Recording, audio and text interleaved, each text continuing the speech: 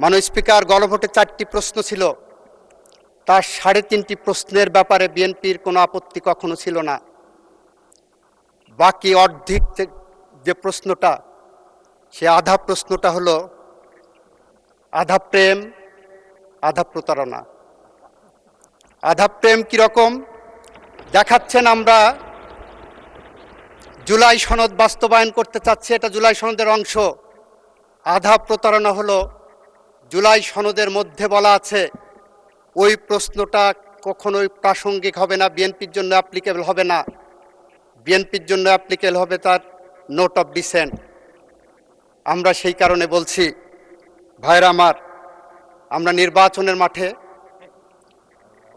মাননীয় সংসদ সদস্য স্ট্যান্ড কারেক্টেড, মাননীয় স্পিকার, আমি দুঃখ প্রকাশ করছি, নির্বাচনের মাঠে আমাদের নিজস্ব এজেন্ডা ছিল।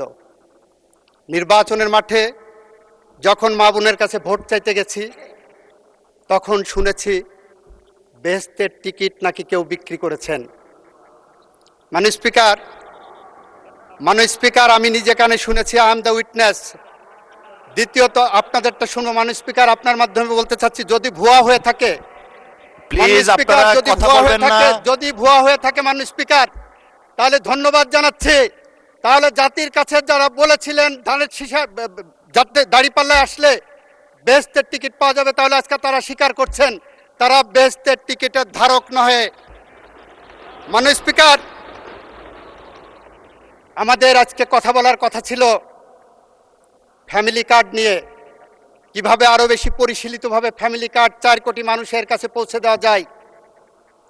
ওনাদের উচ্চারণ করার কথা ছিল ফ্যামিলি কার্ডের বিরুদ্ধে কোনো অনিয়ম হচ্ছে কিনা, কোনো দলীয়করণ হচ্ছে কিনা, কোনো দুর্নীতি হচ্ছে কিনা, সেই মর্মে কোনো আলোচনা নাই মাননীয় স্পিকার। কৃষকের ভাগ্য নিয়ে কোনো আলোচনা নাই মাননীয় স্পিকার। মাননীয় স্পিকার, ইমামদের জন্য ভাতা চালু করা হয়েছে, আমাদের মাননীয় প্রধানমন্ত্রী করেছেন, সেই মর্মে কোনো আলোচনা নাই মাননীয় স্পিকার। ধন্যবাদ নাই।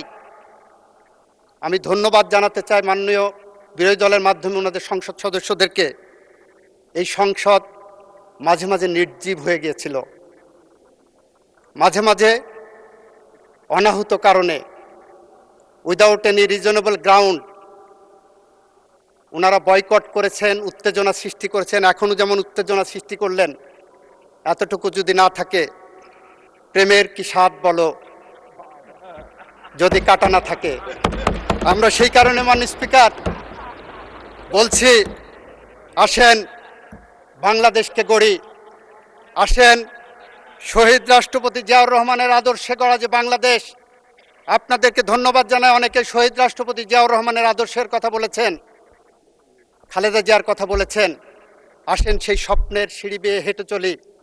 যদি আমরা ব্যর্থ হই, তাহলে কবি হেলাল হাফিজের ভাষায় আমরা উত্তর পুরুষের ভীরু কাপুরুষের উপমা হয়ে থাকব।